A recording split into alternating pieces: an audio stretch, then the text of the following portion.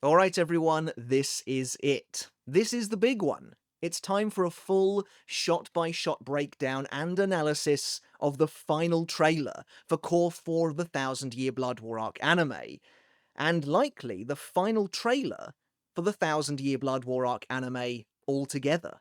Like I said, I wanted to wait until I was back home to make this one, so I apologise for the delay, but here we go. We're going to comb through this 2-minute long trailer to find every single reference and secret we possibly can. To that end, this will be a full spoiler discussion, including some minor spoilers for the first 3 episodes of the new core, purely because I can't really discuss the trailer in good faith while pretending I don't know what certain parts are referring to or what's happening in certain parts, if you get what I mean. It wouldn't really be germane to the discussion to do that, so I think this makes the most sense. But of course, if you want to bow out, well, now is the time to do so. Without further ado though, this is going to be long enough as it is. So if you haven't done yet, make sure to hit subscribe down below, help us reach 300,000 subs. There's going to be a lot of work going into this video and I would really appreciate the support. And consider checking out the Patreon too, to which you can find again down in the description. Alright, grab yourselves a drink, maybe a snack as well, and let's dive into what is probably the final ever Thousand Year Blood War arc anime trailer. So, the initial part of the trailer is mostly just full of shots we've already seen before, but this shot of Ichigo at the very start is one that hasn't yet been featured, at least not that I can remember, but it's from the opening of chapter 674, and it's as he and Yhwach prepare to start their fight properly, with Yhwach rising from his throne. Following this, we have several of the new additions to this fight that again we've already seen thanks to the previous trailer. From Ichigo dashing through Yhwach's overpowering Reiatsu, cutting and hacking away at it as it races towards him in waves, to Ichigo diving down upon the Quincy King from above. So far, nothing really new there. However, most interesting here is the dialogue. As Ichigo faces Yhwach, he declares, "So what? What I know right now is, unless I take you down, I'll have nothing to protect." This is a direct follow-on from Yhwach's dialogue in the previous trailer, where he warns Ichigo that killing him is now akin to killing the world, as Yhwach has become the Soul King. As I said previously, I absolutely love this dialogue exchange, as it emphasises what's truly at stake here. Unlike the manga, where the idea of collapsing the worlds if the Soul King dies basically disappears, the anime is placing it squarely at the forefront where it really needs to be. And speaking of which, the first totally new shot we see is one of the Soul Society hanging ominously over the very sky of Karakura Town, as the two worlds prepare to collide. Again, I just want to reinforce that I couldn't be happier with how the anime is handling this. These end-of-the-world stakes aren't just fitting for the final arc, they're necessary. And I know you've heard this from me before, but in the manga, Yhwach absorbs the Soul King, and then proceeds to just sit there and do absolutely nothing for like 50 chapters, and there's no reason given for it whatsoever. Here, though, he's now quashed Mimihagi's defences as of the end of Core 3, and is now starting the devastating process of destroying all 3 worlds. The Varvelt arc always kind of felt like it was supposed to be a race against time, even though it never really was in the manga, but now there's that added pressure. The countdown to doom is on. About this shot specifically though, the Soul Society in the sky is much, much clearer here than it was in Core 3, where it was initially only kind of flashing in and out, while the rifts themselves also seem to be gone, indicating that we are way beyond that point here.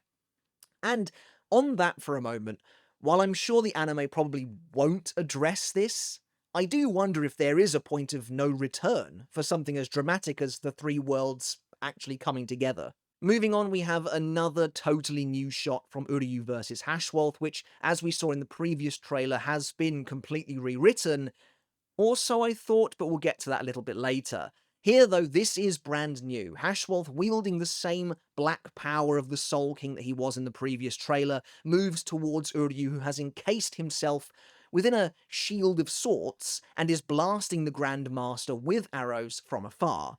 Again, there's not too much to take from this specific shot, other than the fact that once again it is clear to see how much of a completely new fight this actually is, something that we will see much more of later. And again, what's really kind of crazy about this new fight is that the vast majority of what we've seen in the trailers so far is actually featured within the first 3 episodes of the core. Next, we have a shot of Kisuke facing down a huge gift ball. While this might appear to be the shot from chapter 663 as Askin unleashes the gift ball deluxe and his Volston dish, it's actually not that moment. Kisuke already has his Zanpakuto drawn and his hat is missing. In fact, this is a totally new shot, and part of the extended battle between Kisuke and Askin, as Askin launches a volley of gift balls at Kisuke while the latter is already wielding his Bankai. Then we have a completely new shot, and one of the most fascinating of the bunch to me. We can just about make out Orihime at the base of the image here, watching as several streams of light zip through the air, leaving clear trails and patterns behind them as they go. There are a few things we can take from this. Although it's not super clear thanks to the black sky of Varvelt, we can see that Ichigo has already destroyed the majority of Silburn, as we can make out the ruined remains of the wall behind Yhwach's throne. So my immediate impression was this was Ichigo and Yhwach fighting in midair, flying about and occasionally clashing, as we can pretty explicitly see the lights do. The gold light would be Ichigo, while of course the blue light is Yhwach. The red stream of light initially confused me a bit, as I thought it was maybe an extra fighter involved, someone like Isshin perhaps? But in actuality it appears to be the trail of the gold light, and so I imagine that mix of gold and red is meant to indicate the fusion of Ichigo's Shinigami and Hollow powers, as he's now using his Horn of Salvation form. The two lights do very clearly collide in this shot, and it looks very reminiscent of Ichigo vs Yhwach in episode 28. That being said, later on in the trailer, we actually see that these lights remain in the sky even after Ichigo and Yhwach kind of come back into view, which is very peculiar indeed. Now, I've seen some theories that the lights are actually something to do with the collapse of the worlds, and that's definitely possible, I suppose, although we've not seen anything that would truly suggest that yet, in my opinion. Again, in my opinion, it's just meant to represent that Ichigo and Yhwach have become so powerful now, their Reiatsu so dense, that it's now just leaving tangible trails in the sky behind them, but of course, we'll see. We then see a very brief shot of what appears to be an eclipse as a black moon blots out a red sun, which is kind of fascinating to me. It could just be imagery for the trailer, but I can't help but wonder if it's meant to be foreshadowing the very final battle itself.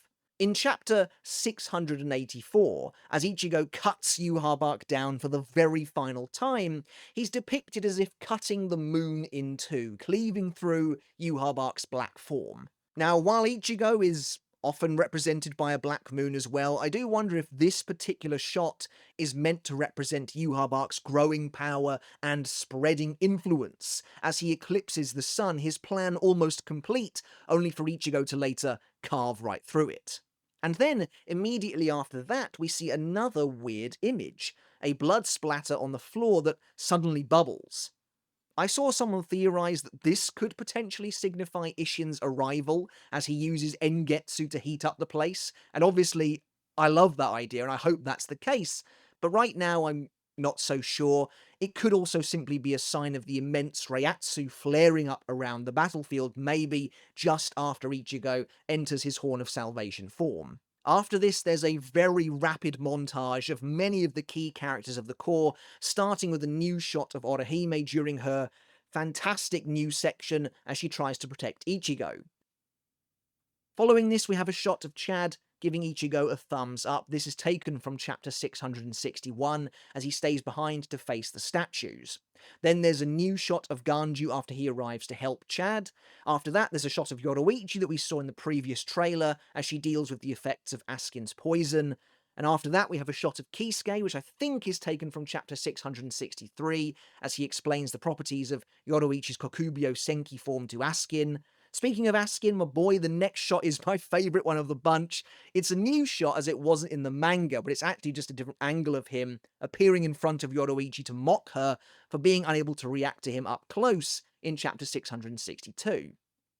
The next shot features Hitsugaya sweating while staring up into the sky. Now, this could be a couple of instances, but I think it's this shot from chapter 668, as he voices his concerns about Kenpachi not being able to keep up with Gerard even with his eye patch off. And again, the next shot of Byakuya is likely from a similar sequence as the two prepare to join the fight and help. And then the following shot of Kenpachi, again, it could be a few things, but considering he isn't wearing his eye patch here, it looks like this shot is probably where he talks about Gerard being stupid because he inadvertently kind of tells them how to defeat him. And then the next shot featuring Gerard is actually from his kind of new battle with the Vizard, while the following shot of Uryu is actually from the previous cour. This new shot of Haschwalth, meanwhile, is from the first 3 episodes, again during his fight with Uryu. The final shot of the montage featuring Ichigo has actually been seen in a previous trailer, and is from the cliffhanger of chapter 672. Moving into the trailer proper now, we have a shot of Ichigo opening the door to Yhwach's throne room. Again, that's taken from the cliffhanger of chapter 672, just like the final shot of that montage, as is Yhwach's dialogue, where he declares it's good of Ichigo to come, and he's been waiting for his Son of Darkness all this time, which is actually the name of episode 42. There are some brief shots from the previous trailer again of Ichigo rushing towards the Quincy King, carving his way through the Black Reiatsu, before we get a close-up of Ichigo's eyes, which again was in the previous trailer. Next, we see a shot of Ichigo and Orihime walking up to the throne room doors. This is from chapter 672 as well, as Orihime relishes finally being capable of fighting at Ichigo's side after all this time. Meanwhile, there's some dialogue from Ichigo as he says he's counting on Inoue, which again is from the same part of the chapter. As Orihime declares that she can finally fight to protect Ichigo, which again is from chapter 672, we see that shot of her shouting from the previous trailer, before we then get a shot of her conjuring a shield to protect Ichigo from Yhwach's power. While this looks kind of similar to a panel from chapter 673 where Ichigo is launched backwards only to be defended from Yhwach's onslaught by Orihime, this is actually a new moment entirely, and there's quite a few new moments where Orihime gets involved. Speaking of which, following on from this, we have one of the craziest moments of the trailer, and one that has certainly got people talking.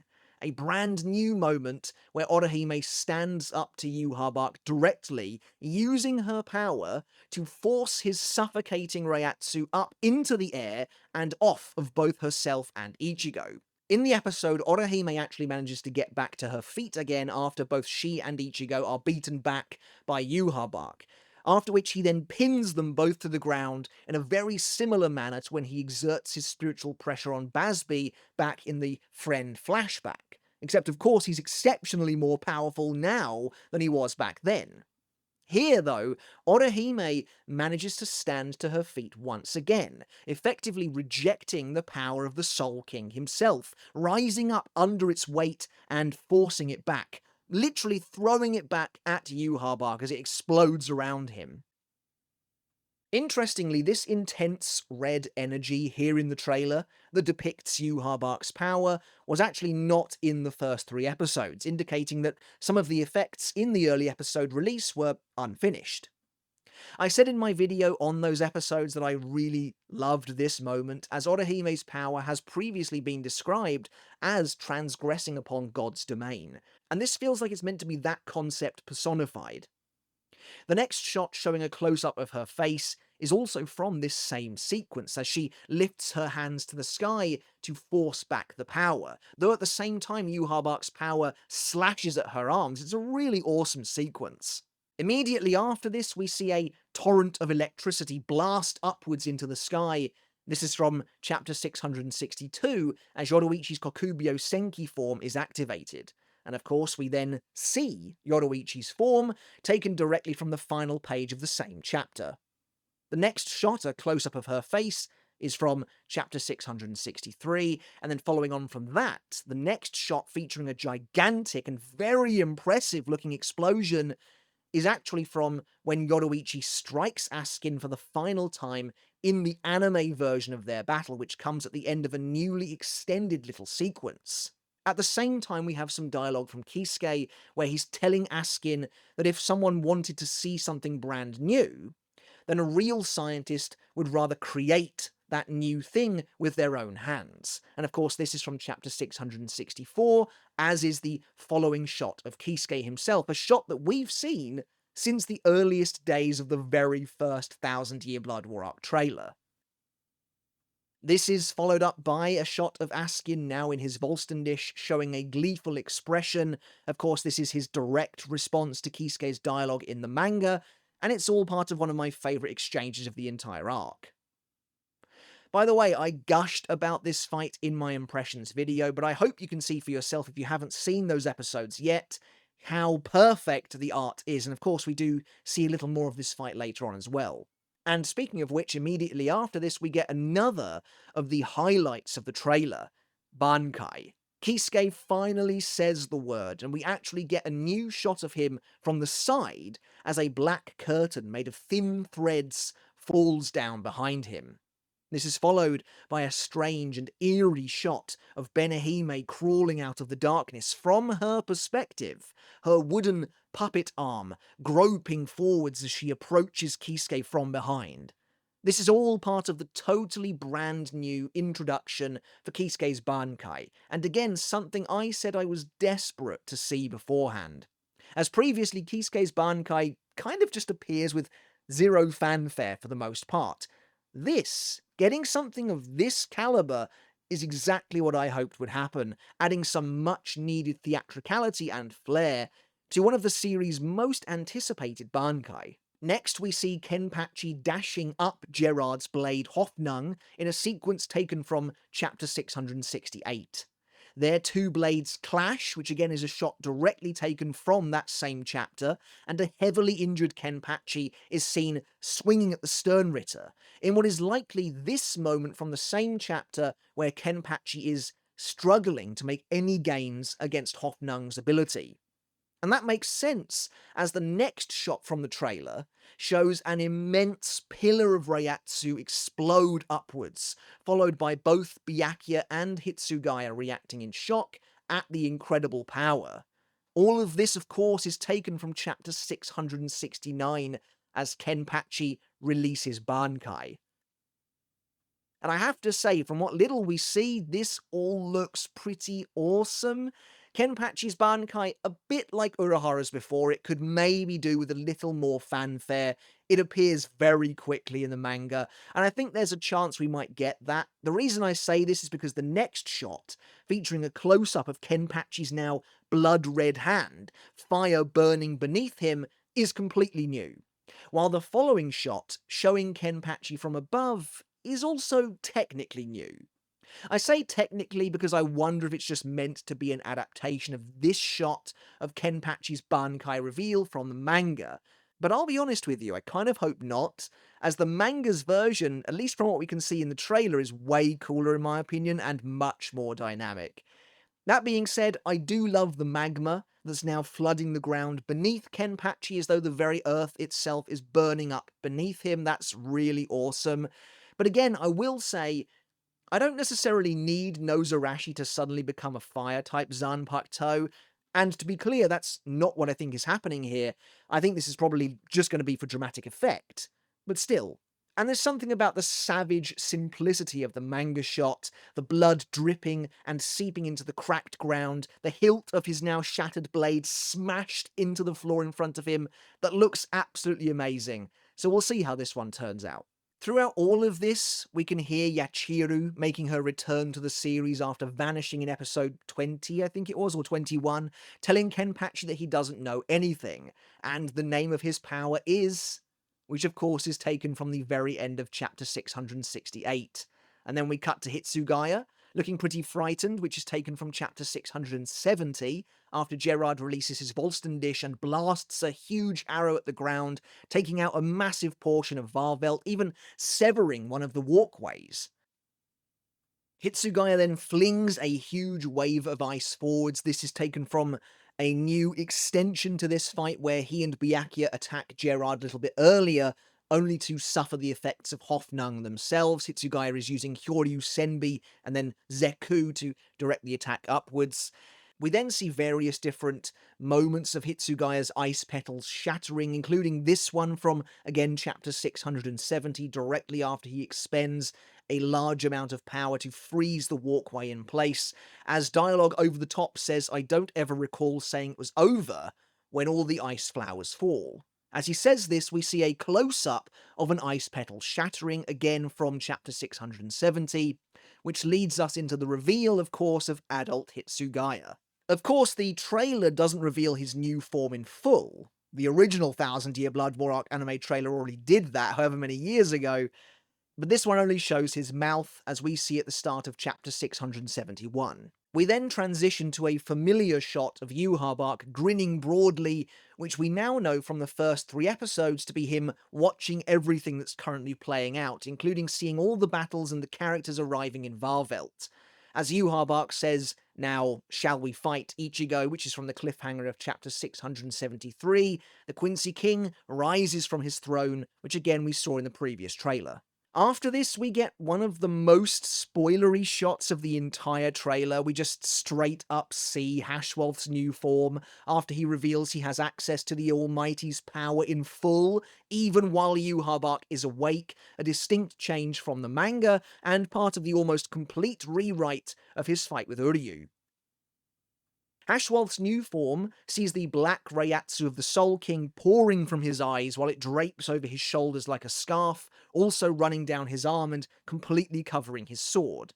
At the same time, Haschwalth's eyes turn from red back to blue, which seems to indicate his version of the Almighty rather than him losing the Almighty's power as we kind of speculated originally. After this, we get a couple of new shots of Kisuke using his Bankai. One, a fantastically cinematic shot of him leaping into the air above the cityscape, before following it up with a shot of him racing through the alleyways using Benihime's stitches, all of which again is a part of his extended battle with Askin. We then see the shot of Askin wielding his Volstendish Hassheim from chapter 664 as he prepares to transform the Gift Ball Deluxe into the Gift Bereich, several bright purple nodes rising into the air around him. This gives us a great look at Askin's Volstendish in full, and again I just think they did a wonderful job on this fight. Everything looks so great. Speaking of Volstendish, however, next we see Gerard transforming into his own holy form, Ashtonig, from chapter 670. Now, this is interesting. Although the transformation looks similar to the manga, there are some differences in how it all plays out. In the manga, Gerard is split in two by Kenpachi's Bankai, before both halves of his body then rise up and are pulled back together again by a gold light as he then transforms in a massive explosion. Here, the essence seems to be mostly the same, albeit slightly changed up. We can see Gerard's body hovering in the sky, akin to when it's pulled together in the manga, so it's probably happening here as well, though it's glittering a brilliant red, and a powerful light is emanating from the center. He's still missing his hand and half of his shield as he was in the manga after coming into contact with Kenpachi's Bankai, but I have to wonder, is everything going to play out the same with his Quincy Cour? Immediately after this, Gerard's body explodes, sending shards of light flying from the character as his Volstendish is briefly visible underneath the transformation, so that's all new. We don't see that in the manga. Next, in what I think is honestly another really fantastic looking shot, Gerard blasts a crimson arrow from the tip of his sword as he does in that same chapter, using it to destroy the walkway. Again, I'm so grateful they haven't used CG for Gerard. This just looks a million times better. Now, while all of that is mostly the same as the manga, save for perhaps some extra flourishes to Gerard's actual transformation, the next shot is completely new and implies an extension for Kenpachi's Bankai, which again is fantastic. In Bankai, we now see Kenpachi leaping at Gerard, who is in his Volstendish, and slashing at the giant's neck, only for Gerard's Blute Vein to totally block the attack. This is pretty crazy, and also pretty exciting. In the manga, Bankai Kenpachi and Volstendish Gerard never clash. Instead, as they go to lock swords, Kenpachi's arm breaks in half and he collapses to the ground. Here, though, it looks like Kenpachi's Bankai might be allowed to go on more of a rampage. Having said that though, Gerard does seem to block him with little to no effort whatsoever, so that should be interesting. And I imagine Kenpachi will still lose his Bankai prior to adult Hitsugaya arriving, but I guess we'll see. And based on those first 3 episodes, I wouldn't be surprised at all if episode 4 features almost the entirety of the Gerard fight still to come, so I imagine that's when we'll see all of this. Speaking of which, we next see Byakuya as he prepares to unleash his ultimate attack, Ika Senjika, from the end of chapter 671. It's cool to be able to slightly see Senkei in the air behind him, and once again this seems to indicate the Gerard fight is going to play out much more similarly than we maybe first thought. It's all here, as is spelled out honestly pretty explicitly by the trailer. Kenpachi uses Bankai, causing Gerard to transform, before Hitsugaya releases his completed Bankai, culminating in Byakuya dealing the finishing blow. Hell, as we'll see later on in the trailer, we know that Gerard is even going to take on his strange final form. So is this thing really going to play out exactly the same? That would honestly be quite surprising, and I'll admit I'll be a little disappointed if absolutely nothing comes of Gerard's core. Anyway, rounding out this portion of the trailer, we see Hitsugaya activating Bankai from chapter 659 as he battles Gerard in the early stage of the fight. Really then, the only difference so far is that Kenpachi's Bankai survives long enough this time to actually land a hit on Gerard's Volsten dish, but after that we can't really say. Moving on, we're treated to a bunch of shots from the all-new portion of Uryu vs Haschwalth. In his Volsten dish, Uryu darts around the sky, blasting arrows at Haschwalth, all while avoiding the surging power of the Almighty.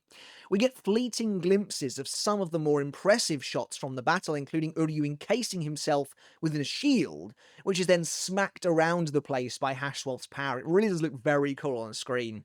The next shot comes from earlier in the fight as Uryu surrounds Haschwalth with his arrowheads while dialogue plays over the top, with Uryu musing that Haschwalth simply being able to see the future doesn't automatically mean he can win, before declaring that he will send both Haschwalth and the power of the Almighty to the grave, which is a pretty awesome line and absolutely a declaration of his intent. In this particular shot of Uryu, we can see he's already been injured from when Haschwalth had him pinned to the stone pillar earlier in the fight and then stabbed him in the shoulder, and we also see a few shots from Haschwalth's perspective as he leaps into the air to close the gap, then flits in between numerous arrows, his eyes, which are still red at this point, allowing him to see what will happen.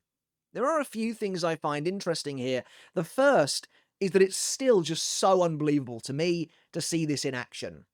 For the first 3 episodes, this is a completely new fight, and there are bits of this fight in this trailer that we've yet to see in an episode as well. I'm just so glad they've included it. Secondly, though, and more interestingly, we have Haschwalth's dialogue that plays over the top, where he says, "So you have no intention of forsaking anything, then at least forsake your life, Uryu Ishida." Of course, Haschwalth's voice actor does an incredible job selling the fury of this line, but what's most intriguing about the inclusion of this is that it seems to suggest that despite the litany of changes to their battle, the transformative changes, Uryu vs Haschwalth may conclude in the exact same way it did in the manga after all. In chapter 680, as a nearly defeated Uryu defies Haschwalth one final time, declaring Ichigo and the others to be his friends, and for that bond to mean more to him than the power Yhwach bestowed upon him, which of course flies in the face of what Haschwalth did to Basby and forces him to confront that ugly truth, Haschwalth prepares to kill Uryu, screaming at him that if he won't forsake anything for Yhwach, then at least forsake his life, only for him to suddenly be struck down by the holy light of Valen, ending the fight. Of course, this was a very controversial conclusion back in the day. It felt extremely rushed, and it was especially bad considering Uryu and Haschwalth essentially didn't fight at all in the manga. Now that's actively being rectified before our very eyes, and that being said, I always kind of liked this ending for Haschwalth specifically. I didn't really love it for Gerard, but for Haschwalth, I thought it was pretty good. For him to be cast aside by Uryu-Haschwalth, who he had thrown everything away for and blindly dedicated his life, I thought was very fitting. And I also liked his dynamic with Uryu. Although the fight was non-existent, I liked their conversation. I liked their exchange. I thought it was all very good. So, all of that is to say, I wouldn't necessarily mind that ending being kept the same, to be honest, especially now the anime is actually giving them a fight and some genuine action before we get to, well, the manga version.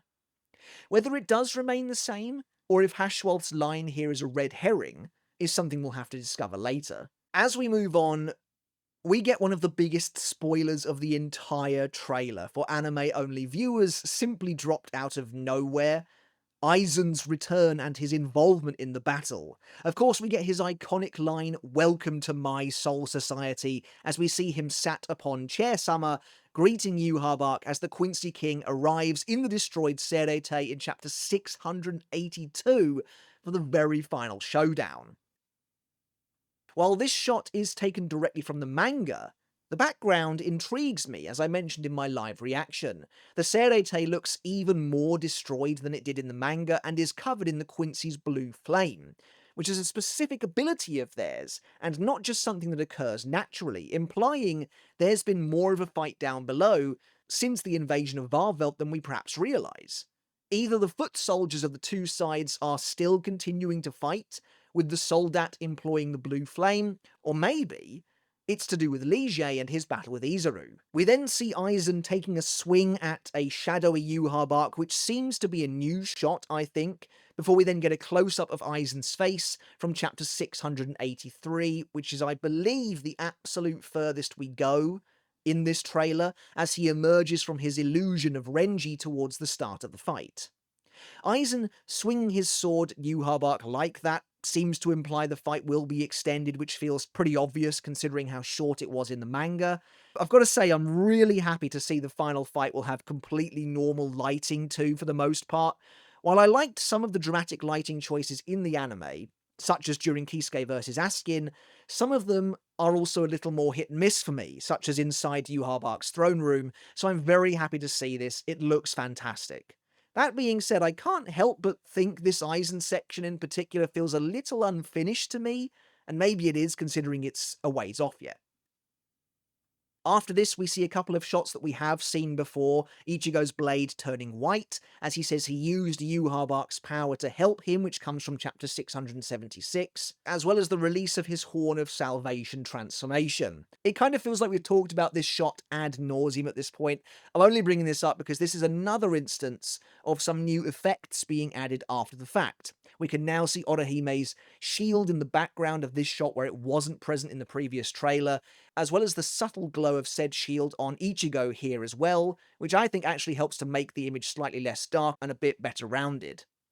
Next, we get to see some of the extensions being added to Horn of Salvation Ichigo versus Yhwach as the two of them clash before Yhwach stabs the ground with his blade, sending waves of black energy rushing towards Ichigo. As Yhwach tells Ichigo to vanish along with his soul, which is a new line, we see the Quincy King floating in the air above, in front of those colourful energy streams from earlier in the trailer. It's a great and interesting visual, and I can't wait to see what it's all about, whether it is associated with the collapse of the world, or if it's just a showcase of their power. Yhwach sends a pair of wing-like hands made of black energy towards Ichigo, and again, all of this is new. Now, interestingly, at the start of chapter 676, as Ichigo prepares to fight Yhwach, he unleashes his Reiatsu and destroys the entire roof of Silburn. Yet, here in the trailer, Silburn is engulfed in a gigantic explosion, and if we freeze the trailer just in time, we can see that said explosion actually seems to come about as a result of a massive Ceroblast. I don't believe this is the same Getsuga Gran Ray Cero fusion that Ichigo uses at the cliffhanger of chapter 676, as I think that may end up being a slightly different colour, and more importantly a completely different shape, taking on the appearance of a crescent moon. Instead, I kind of think Ichigo may just start the fight with a regular Sero this time before lunging for Yhwach, or at the very least said regular Sero happens pretty early on. At the start of chapter 673, Rukia and Renji return to the battlefield just in time to witness Gerard's final form rising up, now a being of pure light. We see that moment here in the trailer too, though interestingly, when they are blasted by orbs of light in the manga, it's played purely for comedic effect. Here in the anime, though, the two of them are racing forwards and actively dodging the orbs of light instead. But as I said in my reaction, this confirms that Gerard will have his body destroyed just as it is in the manga, and he will attain this light form instead, with the colour now changing to gold, which will be interesting to see, and again seems to imply he may also still be defeated by the Owl's Valen, which as I hinted at earlier I'm less enthusiastic about. But sticking with Rukia and Renji, we get a brand new shot of Rukia in Yhwach's throne room as she looks confident and happy. Again, as I mentioned before, she and Renji don't arrive at the throne room in the manga until chapter 680, after Yhwach has already defeated Ichigo and escaped. The situation is pretty dire. So if I had to guess, this is before that. She's gone to help Ichigo and Orihime fight Yhwach, and if that's the case, I love that. Although there likely isn't that much Rukia can realistically do against Soul King Yhwach at this point, there's no doubt in my mind that she should be there for the final battle. The story of Bleach began with her and Ichigo, so she should face down the final boss alongside him. Plus, we might see her Bankai again, which would be great. The next shot is a little more dubious, however. While Rukia has gone to help Ichigo and Orihime, Renji has gone to help Chad and Ganju. Look, on the one hand, while I'm happy we get to see more from Chad specifically, rather than him just vanishing, if he and Ganju need help fighting the statues, that is going to be so funny. Now, to be fair, the anime has changed things up slightly, revealing the statues are being controlled by Yhwach's power of the Almighty, as we see in the first episode, so I guess that gives them a bit of a buff, but still. Also, if people are now dropping in on other fights to help out, where does that leave Isshin and Ryuken? I'm still hoping to see Ryuken intervene against Haschwalth, and maybe Isshin will help fight Gerard. Though, I'd be happy to see him arrive to help against Yhwach too, to be totally fair. Meanwhile, dialogue plays over the top, where Rukia asks, "What are you gonna do?" To which Renji replies, "What do you think? We're going after him," which is from chapter 681, where Renji tries to drag a despondent Ichigo back to his feet to chase after Yhwach. Which, to me at least, seems to imply that Tsukishima and Ginjo's, at least their arrival, is probably going to be the same as it is in the manga. We then skip back to Uryu versus Haschwalth and another brand new scene, where Uryu appears to be struggling against Haschwalth's power of the Almighty. A tidal wave, a sea of black power covered in blue eyes, bursts up out of the ground, sending Uryu flying into the air. In a really awesome and dynamic pose, Uryu conjures Sternenstaub and unleashes a rain of arrows down upon Haschwalth's mass of power. Now, I'm assuming here Uryu ends up completely overwhelmed by this ability in the long run, eventually causing his energy to deplete and him to disengage his Volstendish, as in the next shot, surprisingly, we actually return to the manga, where Uryu no longer has a Volstendish active at all. Again, like I said, I'm almost a little surprised to see anything from the manga version of this fight make a return, though again, based on the earlier inclusion of Haschwalth's final line, maybe all of this new content will eventually feed into the finale of the fight being the same as from the manga. Here, we see a heavily bloodied and beaten Uryu down on one knee as he conjures a new four-pronged bow. Now, here's what's really interesting about this. In the manga, this moment arrives at the tail end of chapter 674, really before we've seen any of Uryu versus Haschwalth, what little we do see. So that does lend some credence to the idea that from episode 4 or so onwards, the rest of the fight may play out as it does in the manga. But I'm still really hoping to see Ryuken get involved. And speaking of which, immediately after this shot of Uryu in the manga, guess what happens? Ryuken and Isshin arrive in Varvelt, something that already happened in the anime. Also, just before this shot in the trailer, we see Uryu's hand as he gathers energy to it. It looks fantastic, and I think it's literally just this panel from the manga, which just goes to show how much more dynamic and cinematic this fight is going to be in the anime. And over the top of this, we have a brand new line from Uryu, where he says, "This is the reason I survived." Now, if I had to guess, I imagine he will say this either upon receiving the still silver arrow from Ryuken, or after shooting Yhwach with it, as he thinks back to his mother and the Alsvalen. And hopefully that's when we'll also learn why he survived, how he survived, and what actually went down that fateful night with Katagiri, something that was heavily teased in episode 40. Anyway, as the trailer finally comes to an end, we get the full version of Horn of Salvation Ichigo rushing Yhwach from the previous trailer as he speeds towards the camera from chapter 676, grabbing the Quincy King's hand and bringing his blade down in a huge blast. In another extension of the Horn of Salvation fight scene, Ichigo is seen darting about the palace before eventually bringing his white blade down to lock swords with his enemy, again in a way very reminiscent of their previous clashes throughout the series. Before moving on, if we pause on this particular shot, it looks to me like Ichigo is moving off of something there. I can't quite work out what it is. It could be the bubbling blood from earlier in the trailer, or it could be one of Yhwach's traps that he lays with the Almighty during this fight. Anyway, Yhwach forces Ichigo backwards, only for Ichigo to lunge forward again, this time seemingly unleashing a Getsuga Tensho before we cut to the title. It's not too surprising, of course, but it is great to see that the Horn of Salvation's appearance seems to be, I would say, pretty heavily extended, and like I said, seemingly features not only Getsuga Tensho, but also potentially an individual Sero as well, before Ichigo eventually mixes the two together for his ultimate attack.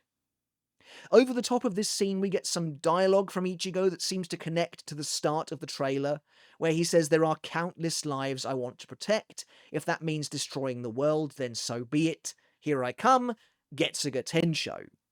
Now, initially, considering the intensity of the Getsuga Tensho here, I thought this might have been when he cuts Yhwach in half with his true Bankai in the final battle, and speaking of which, Ichigo's true Bankai is conspicuously absent from this trailer, whereas previously they've not seemed too bothered about spoiling it at all. It doesn't show up once here. But actually, I'm not so sure it is that moment anymore. I think it could be when he uses a Getsuga during his Horn of Salvation form, and it's just something we haven't seen yet. The final spoken line of the trailer comes from Yhwach himself, as he very ominously proclaims, "The time is upon us. The world in its entirety will return to nothing." Now, I think this is a new line. There are some similar lines, such as this one from chapter 684, as Yhwach prepares to collapse the worlds, really the only moment in the manga where it actually feels like it's about to happen, and I can't wait to see what this looks like in the anime, but I'm fairly certain this is new, and I'm excited to see the context. Considering how close Yhwach has already come to achieving his goal in the anime when compared with the manga, I would not be surprised if the worlds really are about to collapse. Maybe this is the moment someone steps in to help. Well, as the trailer says, the first episode arrives July 25th, so we don't have too long to wait until this insanity finally gets underway. Alright everyone, that's it for this pretty enormous trailer breakdown.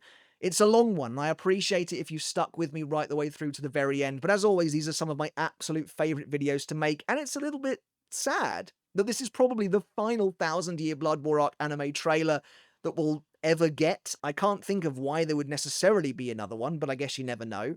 A huge thank you to everyone who has joined me for all of these. I really, really do appreciate it, and again, it's so much fun digging through every single shot to find the references, the manga moments, the secrets, all of that. I greatly appreciate it.